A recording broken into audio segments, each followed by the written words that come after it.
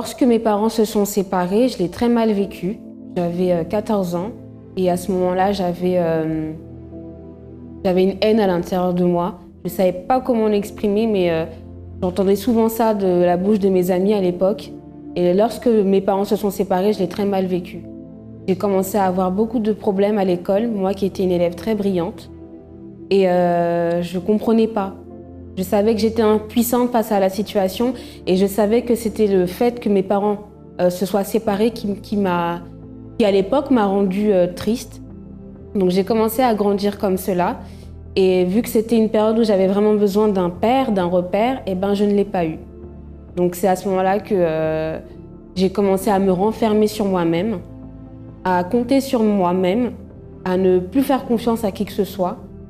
Et vers la vingtaine d'années comme ça, entre 14 et 15, 20 ans, j'étais tout le temps triste. Et je ne savais pas à quoi cela était dû.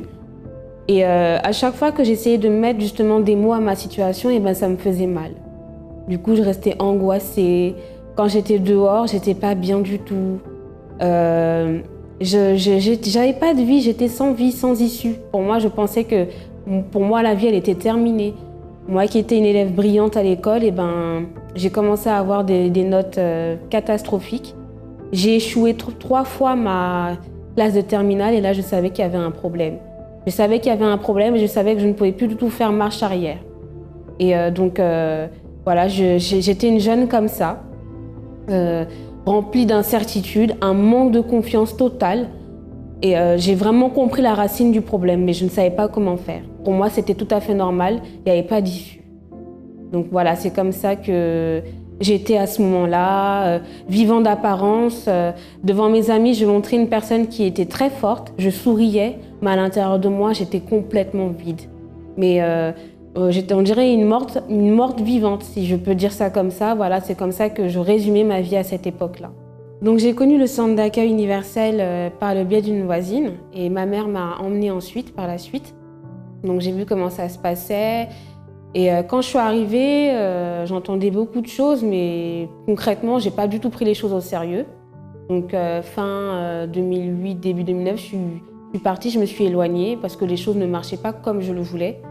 Puis ensuite, quelques années après, j'ai vu que ma vie n'avançait pas du tout. Donc je me suis dit que c'était, je pense, la vraie solution. Donc je suis arrivée fin 2011, début 2012, où j'ai vraiment pris les choses en main. Je me suis dit, c'est le moment ou jamais, il faut que ma vie, elle change. Il y a beaucoup de personnes qui disent que leur vie a changé, pourquoi pas moi? Donc j'ai commencé à écouter tout ce qu'on disait et à me dire que oui, effectivement, j'avais droit aussi à un changement de vie. Donc il y avait beaucoup de propos que je prenais au sérieux. Et c'est ça qui m'a aidée justement à changer.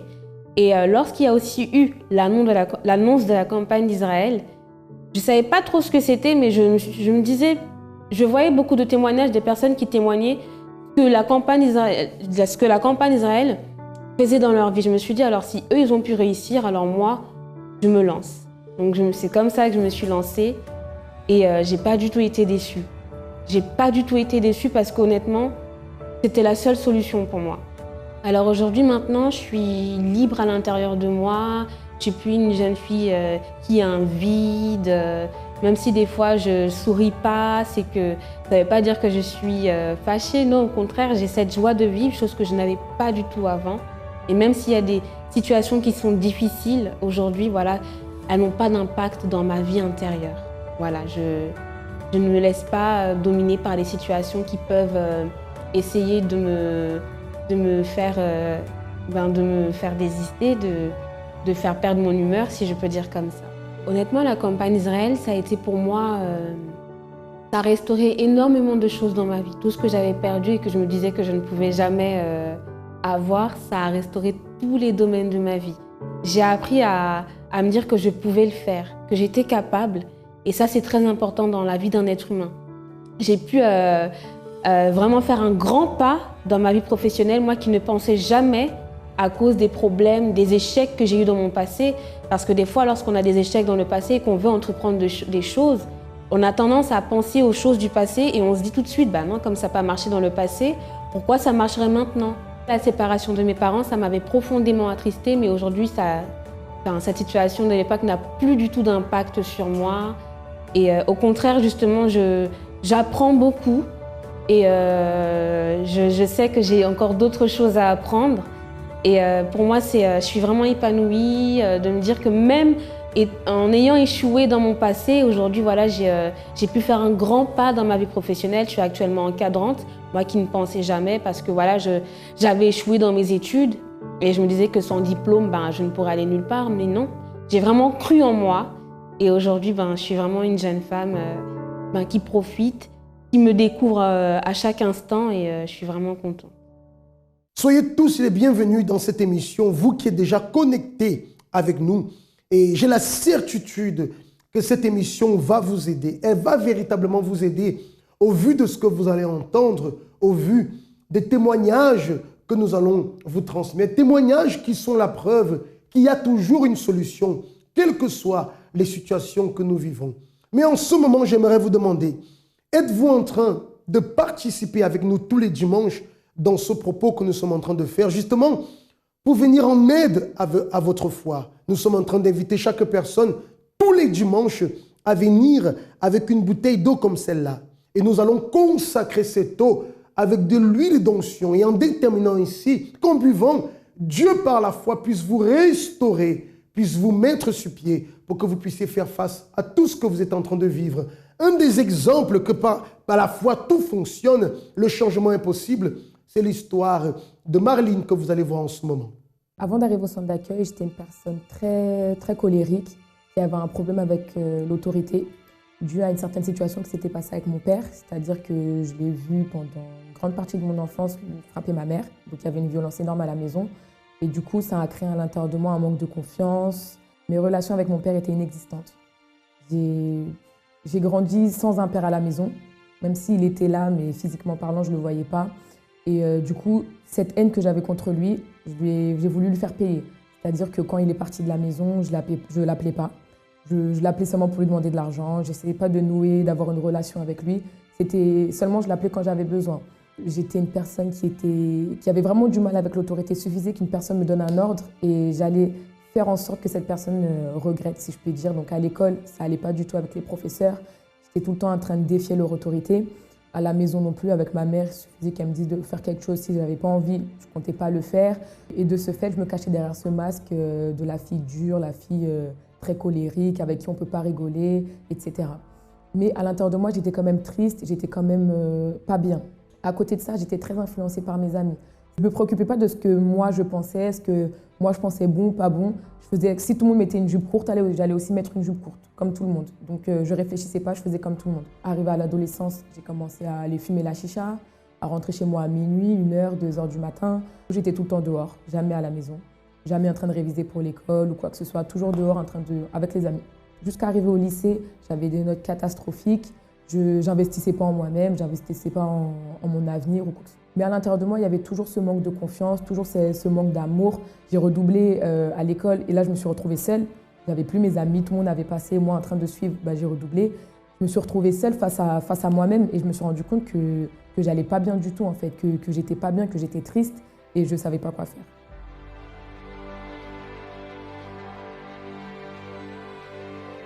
Quand je suis arrivée au stade où j'étais pas bien, j'étais plus bien dans le monde, ça n'allait pas, à l'intérieur de moi ça n'allait pas, j'ai voulu retourner là où j'avais été bien plus petite, c'est-à-dire à l'église, centre d'accueil universel. Parce que, étant petite, j'étais à la petite école, on m'avait enseigné certaines choses, j'étais avec des personnes dans un cadre où les personnes donnaient, aimaient les personnes, enfin nous aimaient, montraient vraiment qu'ils étaient là pour nous aider. Et dans le monde, j'avais pas trouvé ça. Donc du coup, j'ai voulu retourner là où j'avais trouvé cette aide-là et je suis retournée au centre d'accueil universel. J'étais là en train de chercher ma délivrance, en train de chercher à être renouvelée, à changer justement. Et j'ai également participé à des propos tels que le jeûne de Daniel ou la campagne Israël. C'est là que Dieu m'a demandé le plus dur pour moi, c'est-à-dire de pardonner mon père, de l'appeler et de lui demander pardon. Sincèrement, je ne voulais pas du tout. Mais je l'ai fait, j'ai voulu me surpasser parce que j'avais tellement soif justement d'avancer avec Dieu que je voulais que rien de mon passé en fait m'empêche d'avancer avec Dieu. Et je lui ai demandé pardon. Durant ce jeûne de Daniel, j'ai fait le choix de me baptiser dans les eaux. Et dans les eaux, j'ai laissé justement mes amis, l'amitié qu'il y avait, l'importance qu'ils avaient dans ma vie. À partir du moment où je suis passée dans les eaux, il n'y avait plus. C'est-à-dire que quand c'était pour aller sortir, faire ceci, faire cela, j'étais plus de la partie, j'étais plus là. Aujourd'hui, je suis une personne complètement différente, c'est-à-dire il n'y a plus de haine contre mon père, il n'y a plus d'influence par rapport aux amitiés. À l'école, j'étais dernière de la classe. Quand je suis arrivée au lycée en première, j'étais première de la classe, j'ai eu mon bac avec mention. Quand je cherchais un emploi et que les personnes me disaient « mais non, tu es mineure, tu n'as pas trouvé », je m'étais dit au défi juste parce qu'une personne m'avait dit que je ne pouvais pas, parce que je faisais confiance à Dieu. Et voilà, je trouvais un emploi. Dans l'emploi, j'étais la mieux payée. Je cherchais un BTS en alternance, chose que dans le monde, on dit que c'est impossible à trouver, que c'est difficile. Moi, en une semaine, à travers la campagne d'Israël, j'ai réussi à l'avoir. Tout ce que je demande à Dieu, quand je fais le sacrifice, quand je fais ce que Dieu me demande, quand j'obéis à sa parole, quand j'obéis à l'homme de Dieu qui parle sur l'autel, j'ai les résultats. Aujourd'hui, avec ma mère, tout va bien, c'est tranquille. À la maison, ça se passe. Quand elle me demande quelque chose, il n'y a pas de rébellion de ma part. Voilà, j'obéis. Le centre d'accueil, c'est l'école. C'est l'école, c'est là qu'on apprend. L'école dans le monde nous apprend à comment développer en tant qu'élève. Mais le centre d'accueil nous apprend à comment développer en tant qu'enfant de Dieu. Et ça, il n'y a rien de plus important. Je suis en compagnie de Cindy Kodou. Cindy, bonjour. Bonjour. Cindy, vous êtes au centre d'accueil depuis combien de temps? 2 ans. Depuis 2 ans. Lorsque vous êtes arrivé au centre d'accueil, quelle était votre situation? Je suis arrivée, j'étais vraiment au plus bas, c'est-à-dire que j'avais grandi dans un mauvais contexte familial. Déjà, ça allait pas du tout avec ma mère. J'avais beaucoup de haine envers elle au point de vouloir qu'elle meure en fait. Sans compter que quand j'ai grandi, en fait, j'ai subi de nombreux abus sexuels. De mes 4 ans jusqu'à mes 19 ans, j'ai été abusée par plusieurs membres de ma famille. Donc j'ai grandi avec une grande haine en fait envers les hommes. Pour moi, les hommes, ils étaient tous inutiles. Pour moi, ils devaient pas exister, en fait. Et j'étais comme ça, j'étais complexée, j'allais pas bien. Je suis arrivée, j'étais en dépression, je souffrais de ce qu'on appelle la bipolarité. Donc j'avais des troubles d'humeur et j'ai fait aussi plusieurs tentatives de suicide parce que pour moi, ma vie, elle avait aucun sens en fait. Je savais pas pourquoi est-ce que j'étais en train de vivre. Donc pour moi, c'était mieux que je meure. Et plus j'essayais, et plus je faisais de tentatives, et plus en fait ça me semblait facile en fait de venir à mettre fin à ma vie. Et plus je sentais en fait que bientôt ça va être la fin, que c'est bon en fait, parce que j'en pouvais plus. C'est une collègue du travail en fait qui m'a invitée à venir. En fait, elle savait un peu que j'avais des problèmes au niveau de ma personnalité parce que vu que je souffrais de bipolarité, j'avais des troubles d'humeur. Donc elle s'en était un peu rendue compte, mais que j'avais subi des abus sexuels ou que j'étais quelqu'un qui sortait toutes les nuits, qui buvait à tomber par terre, tout ça en fait elle savait pas. En fait tout ce qui était prêché sur l'autel, c'était en train de parler de moi. Donc ce jour-là, le pasteur, il était en train de dire ma vie. J'étais très gênée, je m'en souviens comme si c'était hier. Je voulais vraiment partir, mais en même temps, en fait, il était en train de raconter ma vie, mais il était aussi en train de me dire comment, en fait, je pouvais changer. Je me suis dit, en fait, j'ai rien à perdre, que c'est mon opportunité. Je cherchais, en fait, une solution, mais peu importe comment je cherchais à changer, j'y arrivais pas. C'était de pire en pire, en fait. Et du coup, je me suis dit, je vais tenter, je vais essayer, je vais me donner, je vais me lancer et j'ai rien à perdre. J'ai participé aux chaînes de prière, aux propos. J'ai sacrifié pendant les campagnes d'Israël. Il y a aussi plein de groupes qui sont mis à la disposition des femmes auxquels j'ai participé et qui m'ont permis de changer petit à petit et d'avancer. Aujourd'hui, je suis quelqu'un de complètement différente. Je suis vraiment épanouie. Je peux dire que je m'aime. J'ai la paix. Je suis heureuse de vivre. Plus jamais j'ai essayé, depuis que je suis arrivée au centre d'accueil, de me suicider. Ma vie, elle est vraiment devenue précieuse. Je suis heureuse, en fait. Et ça vaut tout. Et je regrette pas la décision que j'ai prise en venant, en acceptant d'écouter les directions qui m'ont été données. Et comme j'ai dit, j'avais rien à perdre. Et effectivement, je n'ai rien perdu. J'ai tout gagné. J'ai plus besoin de tout ça. Ce vide, il a été comblé. Au contraire, je me rends compte de l'opportunité que j'ai vraiment d'être ici et d'avoir découvert la foi en fait. Aujourd'hui, vous êtes une Cindy épanouie, réalisée. C'est ça. Très bien. Cindy, quel centre d'accueil est-ce que vous fréquentez? Je fréquente le centre d'accueil de Montreuil. Merci beaucoup.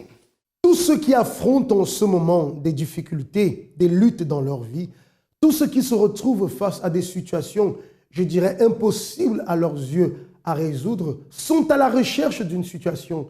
Très cher ami, certainement, vous êtes à la recherche de la solution, de la résolution d'un problème où vous avez déjà cherché. Peut-être aujourd'hui, vous êtes arrivé au point de baisser les bras parce que malheureusement, dans tous les efforts que vous avez fournis pour pouvoir atteindre une solution, jusqu'à présent, vous êtes livré à vous-même sans direction, vous posant la question de comment faire pour pouvoir sortir de cette situation. Le Seigneur Jésus-Christ a déclaré lui-même que tout est possible à celui qui croit. Ça veut dire que par la foi, il est possible que vous puissiez résoudre cette situation. Par la foi, il est possible que vous puissiez trouver le bonheur. Et vous me direz, comment faire alors? Comment utiliser la foi? Regardez ce témoignage, cette histoire, et vous allez comprendre. Et tout à l'heure d'ailleurs, nous rentrerons plus en détail. En fait, j'étais une fille très agressive, un garçon manqué. J'agressais tout le monde, même les membres de ma famille, parce que voilà, j'avais un vide à l'intérieur de moi-même.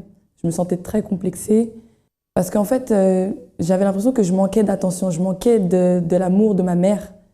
Je pensais que ma mère, elle aimait plus ma sœur que moi-même, parce que voilà, je les voyais souvent se faire des câlins. Souvent, elle donnait beaucoup plus à ma sœur au niveau tout ce qui était bien matériel. Et moi, quand je voyais ça, en fait, je me disais que en fait, je suis la grande sœur, mais je suis juste la grande sœur. Donc du coup, quand je voyais ma mère donner plus d'attention à ma sœur, pour moi, c'était blessant. Donc je l'agressais en fait verbalement. En fait, j'étais un garçon manqué, un vrai garçon manqué. La plupart de mes amis, c'était pratiquement presque que des garçons. Parce que je me sentais mieux avec les garçons, je ne sais pas pourquoi. Mais en tout cas, quand j'étais seule, quand je rentrais chez moi, je me sentais vide, je me sentais seule, je me sentais pas bien. Parce que je pleurais en fait. Je pleurais le soir. Même dans mon lit, je pleurais, je me disais pourquoi je vis? Pourquoi je vis véritablement? Et quand je sortais dehors, c'était une autre apparence. Je rigolais, je m'amusais, je critiquais beaucoup les gens. Et c'est à travers ce caractère-là que j'arrivais à me faire des amis, j'arrivais à dominer même. Mais c'était vraiment quelque chose de... C'était vraiment une apparence. La nuit, je dormais pas vraiment parce que je me sentais observée. Je sentais des présences. Je me sentais vraiment observée et ça me faisait avoir de l'angoisse, être déprimée. Il m'arrivait que le matin, je me réveillais de mauvaise humeur, de très mauvaise humeur. Je me réveillais et que toute la journée, ça allait mal se passer et effectivement, la journée se passait mal, tout le temps. Ou alors, il y a d'autres jours où je pouvais me réveiller en pleine nuit à 3 h du matin, tout le temps. Je me réveillais à 3 h du matin et après, j'arrivais plus à dormir. Ou alors, j'avais des palpitations, je sentais l'angoisse, j'avais la peur et depuis, après, je dormais plus. Je restais dans ma chambre avec la lumière allumée et j'attendais. Étant plus jeune, j'ai subi en fait un attouchement de la part d'un autre camarade d'école qui m'harcelait beaucoup dans la cour de récréation. Et depuis ce phénomène, ça a changé mon intérieur, ça m'a changé et j'ai commencé à avoir des désirs envers les garçons forts à l'âge de 12 ans. Et après, j'ai commencé à fréquenter des garçons un peu plus tard, vers 14, 17. Et c'est là que j'ai rencontré vraiment mon premier amour, on va dire. Que j'ai vraiment aimé cette personne, mais que ça se passait pas bien. Il m'a trompée à plusieurs reprises.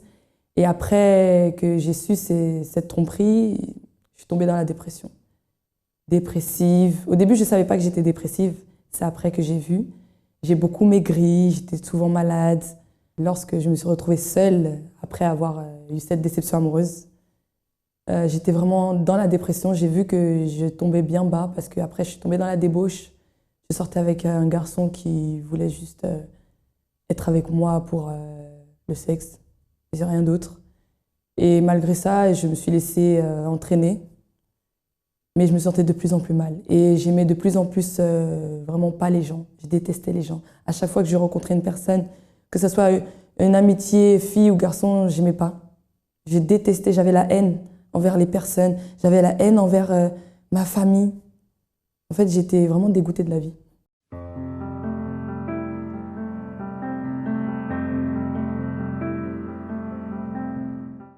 Je suis arrivée au centre d'accueil par l'intermédiaire de ma mère, qui m'a invitée un jour et j'ai dit oui.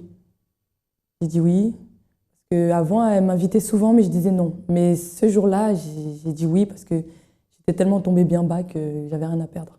Donc en fait, la première chose que je voulais vraiment changer, que je voulais vraiment me débarrasser, c'était mon caractère. Mon caractère, je voulais vraiment m'en débarrasser parce que depuis toute petite, j'ai toujours eu un caractère très fort, très agressif, vraiment très mauvais. Donc en fait, lorsque j'ai entendu parler du jeûne de Daniel au groupe jeûne, je me suis dit c'est le moment. Parce que j'en avais tellement marre de mon caractère que j'ai dit non. Si vraiment Dieu existe, alors mon caractère il va changer. Et j'ai saisi l'opportunité à travers le jeûne de Daniel, dans lequel j'étais déterminée vraiment à vraiment détruire ce mauvais caractère, à vraiment m'en débarrasser. On m'a expliqué justement que ce jeûne de Daniel, c'était une opportunité pour nous de nous dépouiller véritablement de notre ancienne personnalité, on va dire. C'était une opportunité pour nous d'ouvrir notre cœur. Pour ma part, d'ouvrir mon cœur véritablement et d'accepter vraiment Dieu, que Dieu agisse à l'intérieur de mon cœur. C'était surtout ça. Et ça, c'était vraiment, pour ma part, un problème que j'ai réussi à surmonter par la suite. Vous voyez que tout à l'heure, j'ai utilisé le terme « nous devons utiliser la foi ». Parce que c'est l'utilisation de la foi qui va faire en sorte que nous puissions alors résoudre ce qui naturellement n'est pas possible.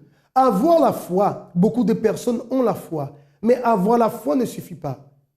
Pour que nous puissions bénéficier du fruit que la foi nous apporte, nous devons l'utiliser. C'est la raison pour laquelle au centre d'accueil, nous avons plusieurs propos. Et c'est pour ça que nous vous invitons ce dimanche à venir avec votre bouteille d'eau. Parce que ce que nous sommes en train de faire justement, c'est de mettre la foi en pratique. La foi en pratique, la foi utilisée, est celle qui produit des véritables résultats, est celle qui amène, qui apporte la félicité dans la vie de la personne.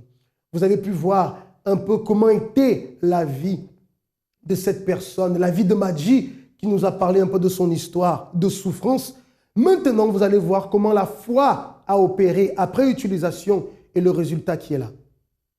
À travers ce jeûne de Daniel, justement, j'ai réussi justement à me débarrasser du caractère. J'ai réussi à m'ouvrir, surtout, à ouvrir mon cœur. C'était pas facile, parce que j'étais une personne aussi très pudique. J'ai réussi à pardonner aussi à mon ancien petit ami avec qui j'avais eu cette relation sentimentale, qui m'avait trompée. J'ai réussi à pardonner véritablement, à me débarrasser vraiment de ces pensées que j'avais erronées. Donc à travers ce jeûne, j'ai pu m'ouvrir, même pour moi-même, m'ouvrir même à travers ma propre vie, pour ma famille aussi. Et véritablement, j'ai vu le changement. J'ai réussi à vaincre le traumatisme qui était lié, étant plus jeune, à ma vie sentimentale. J'ai réussi à vaincre ce mauvais caractère, cette agressivité que j'avais envers ces personnes, le fait que je n'aimais pas les personnes, malgré que je ne les connaissais pas, je les aimais pas quand même. J'ai réussi à vaincre ça. J'ai réussi à aimer les personnes, à ouvrir mes yeux de manière positive envers les personnes, justement. Ça n'a pas été facile, mais petit à petit, j'ai réussi à vaincre. Aujourd'hui, grâce à Dieu, je suis totalement libre. Je ne fais plus de cauchemars, je dors très bien la nuit, je ne suis plus dépressive. Je me valorise petit à petit au fur et à mesure que j'avance. Je valorise ma féminité, mes valeurs en tant que femme. Et véritablement, non, je suis bien à l'intérieur de moi-même. J'ai la paix. J'avais un vide avant et ce vide aujourd'hui, il est comblé véritablement par la paix. Le centre d'accueil représente pour moi vraiment l'enseignement par rapport à soi-même, par rapport à agir sa foi véritablement, parce que je ne savais pas moi-même que j'avais une foi, j'avais de la valeur et que j'avais une force à l'intérieur de moi qui pouvait me faire réussir dans tous les domaines de ma vie. Et c'est ça que j'ai vu, c'est ça que le centre d'accueil m'a fait connaître, ma valeur à l'intérieur de moi-même. Et c'est comme ça que j'ai vu que j'étais une femme forte véritablement, une personne qui peut réussir dans la vie, que ce soit dans la vie professionnelle, sentimentale, familiale. J'avais des projets de mariage, de vivre ma vie normalement, mais je n'avais pas de vision dans laquelle je pouvais me valoriser ou réussir. Mais lorsque j'ai changé, lorsque je suis arrivée au centre d'accueil, lorsque j'ai connu Dieu véritablement et j'ai agi ma foi, ma vision a totalement changé. J'avais une vision beaucoup plus grande dans tous les domaines de ma vie, même jusqu'à aujourd'hui. J'ai envie de grandir encore, j'ai envie de réussir dans des projets qu'auparavant je me disais que je n'étais pas capable. Mais aujourd'hui, je suis capable, véritablement. Vous voyez que lorsque la foi est manifestée, lorsque la foi est mise en pratique, elle apporte des résultats. Et le témoignage de Madji est la preuve, et celui de Marlene aussi que nous avons vu tout à l'heure, est la preuve que lorsque nous sommes disposés à lutter, à persévérer, à croire et à utiliser cette foi, il y aura toujours un changement. Vous savez qu'aujourd'hui, vendredi, les portes du centre d'accueil sont ouvertes. Et pour vous qui avez besoin de notre aide, alors vous pouvez nous contacter et chercher à savoir quel est le centre d'accueil qui est le plus proche de chez vous. Et aujourd'hui même, qui est un jour spécial pour la délivrance spirituelle. Vous qui êtes victime de problèmes, de malédictions, de jalousie, vous qui êtes victime de travaux occultes, ou vous qui êtes victime de problèmes pour lesquels vous n'arrivez pas à trouver d'explication.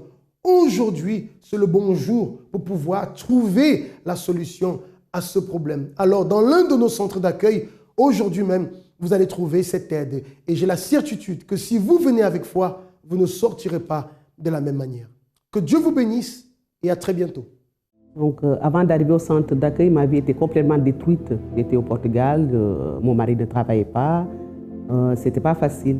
Donc, quand il est venu ici en France, donc pareil, il ne travaille pas. Donc, j'étais là-bas bloquée avec mes 2 enfants. Ce que je travaillais, ça ne suffisait pas pour nourrir mes enfants. C'était vraiment difficile. Je restais des temps vraiment dépressifs, des angoisses. Je ne dormais même pas la nuit. Tout le temps des cauchemars, je vois des personnes que je connais. Tout le temps, je fais que des cauchemars. Je voyais mes enfants comme ça me faisait mal vraiment. Je n'arrivais pas à rien. C'est une tristesse profonde. Je ne trouvais pas une solution et je ne pouvais parler à personne. Le centre d'accueil, je l'ai connu, on regardait la télé et là, c'est mon mari même qui a dit vraiment, on doit aller dans cette église. Quand je commençais à aller là-bas, je vois qu'il y avait mon mari, même pas quelques semaines, il est venu en France. Et moi, je continuais à aller à cette église. Et là, je priais là-bas malgré que je suis là-bas. Et mon mari m'appelle en disant que j'ai commencé à travailler ici. J'ai commencé à travailler ici en France. Donc c'est là que moi aussi, je voyais que les portes commençaient à ouvrir. Donc quand la campagne est arrivée, quand j'ai fait ce sacrifice, même pas quelque temps, la personne responsable de mon foyer, Dieu l'a fait venir au Portugal. Il était venu chez moi. Quand elle est arrivée, je savais que c'est le responsable. Bon. Quand elle est arrivée, c'est là que je vois, elle commençait à me créer des problèmes. Mais Dieu a fait tout. Elle l'a fait, je l'ai fait laisser là-bas. Elle m'a fait lever avec mes 2 enfants, venir ici en France. Ouais. Et mon mari, là où il était, il ne m'appelait même pas au téléphone. Elle est sortie où il était.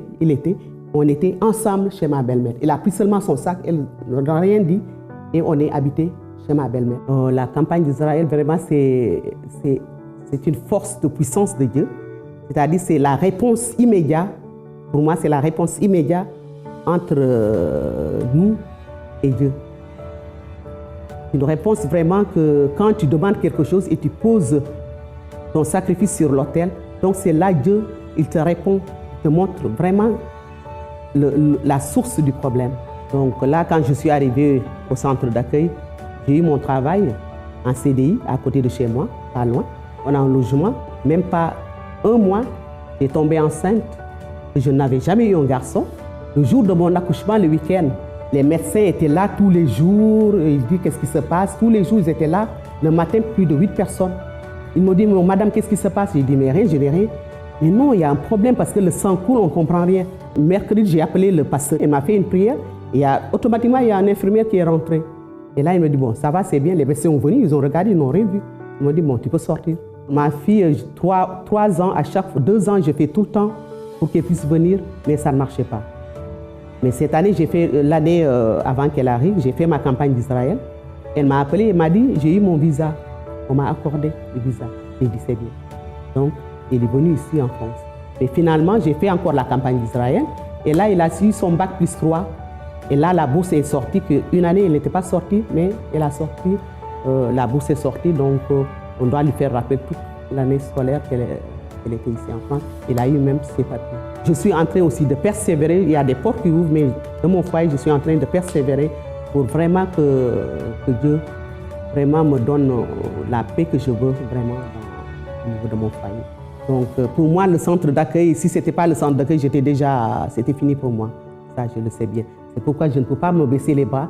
Je travaille, mais tous les jours, quand je ne travaille pas, je prends mon sac. Tous les jours, je suis au centre d'accueil pour eux. Je suis très heureuse. Très, très, très heureuse de voir mes enfants tous les jours à table avec tous mes enfants. Vraiment, je suis très heureuse.